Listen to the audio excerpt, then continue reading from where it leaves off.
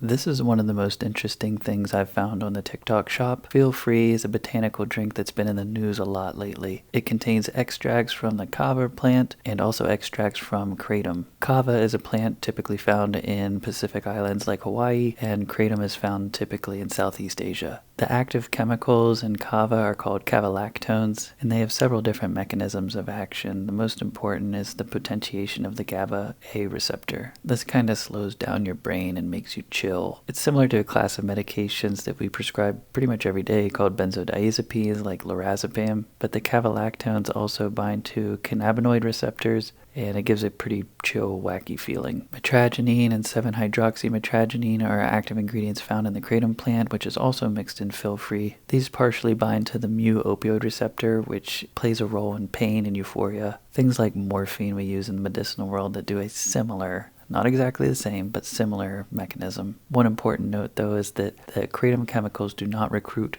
beta-arrestin whenever they bind to the mu opioid receptor. This is very relevant because that's associated with the respiratory depression effect of things like morphine. Anytime these chemicals come up in discussion, the comments of any video is filled with people who they themselves or someone they knew had their life saved by kratom and its extracts. And they also like to point out that kratom is not 7-hydroxymitragynine.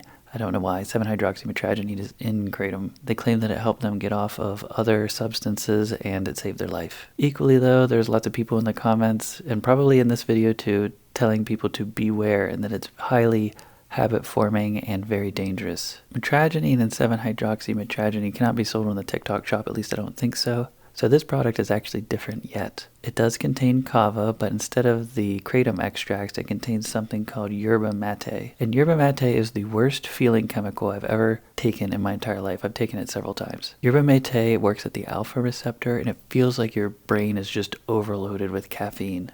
I'm not a fan.